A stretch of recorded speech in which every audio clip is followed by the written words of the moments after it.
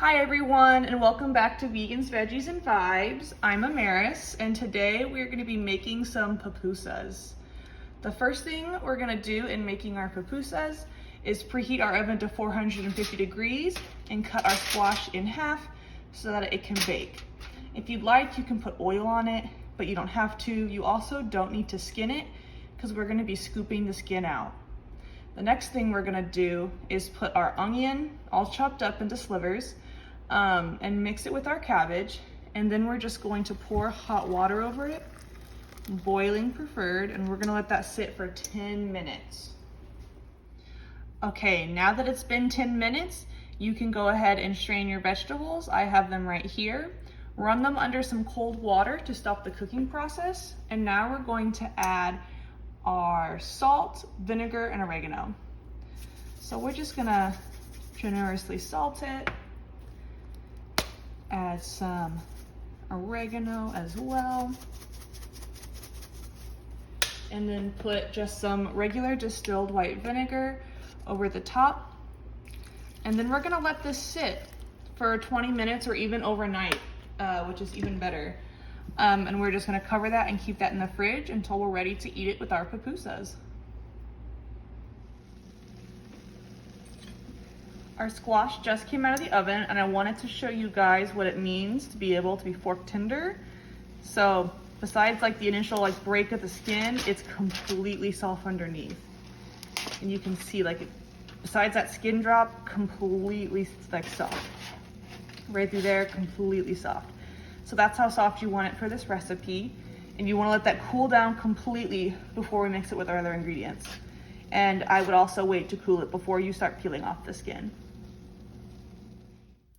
All right, now we're gonna start our dough mixture. So the first thing we're gonna do is add a cup of our masa harina or our maseca. They're both the same. They're both a type of corn flour. To that mix, we're also going to add some salt. And then we're gonna start slowly adding water and mixing until we get a clay-like consistency. This is something that you don't necessarily need a lot of measurements for. It's just a feel thing. So I just have a little bit of water off to the side. And this should take anywhere from 1/4 of a cup to a cup of water. We want the dough to be pliable enough, like Play-Doh, that we're able to use it, but not sandy like this texture. We want it to be able to stick together.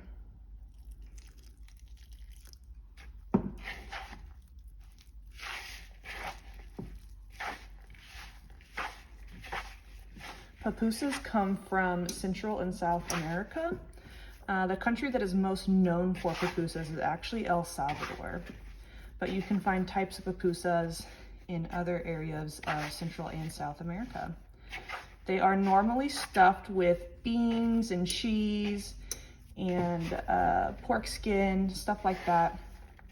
But today we're making a vegan recipe, so it's going to have squash in it with cheese and beans. That's almost correct. We have a little bit of dry stuff left, so I'm gonna add just a splash of water.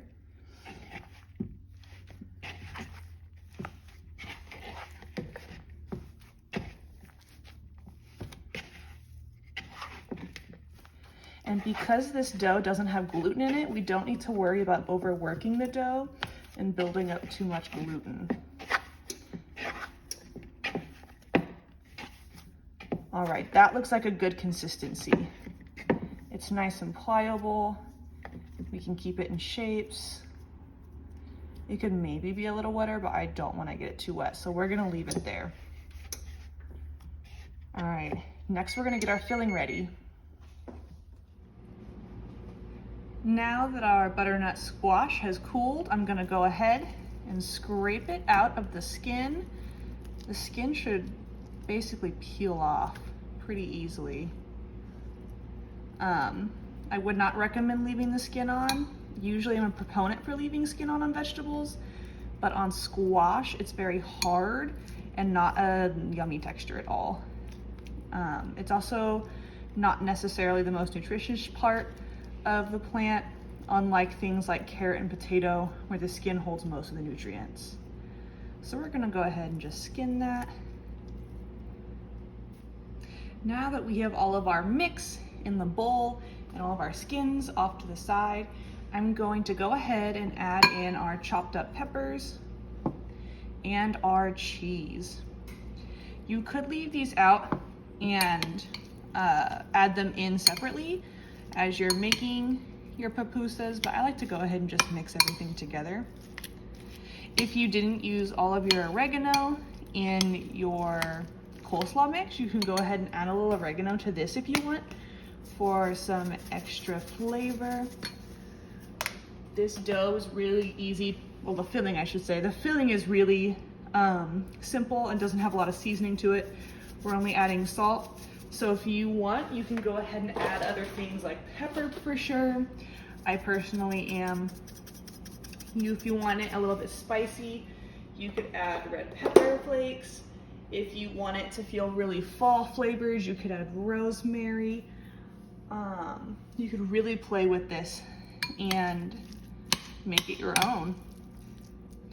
Another nice thing about this dough is that everything is edible right now. It's all safe, so if you want, you can go ahead and try it without having to worry about anything. All right, it is finally time to start making our papusas. The first thing we're gonna do is dip our hands in the water that we have off to the side and rub them together just so that they're wet. This will help keep the dough from sticking to your fingers. You can also add oil if you'd like. We're gonna get about a golf ball size piece of dough, and we're just gonna flatten it out in our palms so it's pretty thin. If you have too much dough, it's not as yummy, I personally think. Then we're gonna take a spoonful of our mixture, put it in the middle, and there's a couple different ways you can do this. One of the easiest ways is to just kind of fold it back up like a dumpling and pinch all of your sides together. If you have any big cracks, like right here, you can just pinch them, or even use a little bit of masa dough to seal them up. Scrape that off. And once we have a nice ball, we're just gonna flatten it back out in our hands, just mending little cracks as we go, because it's like Play-Doh. And there you go. This one is kind of horrible. I have not made papusas in a long time. I think I added too much filling to that. Let's try another one. Another way to make papusas is once you have your dough flattened out in your hand, take your filling, put it in the middle, and then you're gonna fold it in half and squeeze it together. I didn't make that nearly thin enough. I'm going kind of fast. Sorry, you guys. Squeeze it together kind of like that, and then smash it down.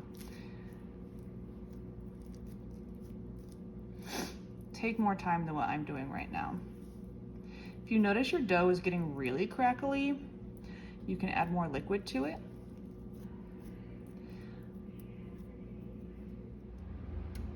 All right, now it's time to cook our papusas. I have a pan sitting here on the stove with some oil in it, a generous amount, over medium heat, and I'm just gonna go ahead and lay these guys in there. And we're gonna let them brown on both sides to a nice golden brown, and then we're gonna flip them. All we're really doing right now is cooking the dough because everything else, and melting the cheese because everything else is cooked. All right, so it's been a couple minutes. Now I'm gonna flip over my papusas. They should have a nice golden color like this. That one looks like it should be ready. We could have maybe gone for a little more.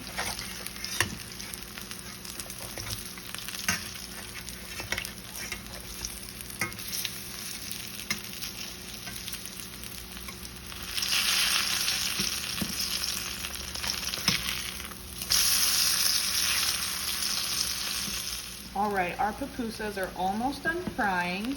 Once they have a nice golden color on both sides, you can take them out and put them onto a plate with a paper towel on it if you don't like too much oil, or you can just put them on a plate and eat them right away. Serve them with your slaw on top, and if you have extra mix, you can just put the extra mix on top as well. These are meant to be eaten with your hands. Feel free to eat them however you'd like though, and I hope you guys enjoy.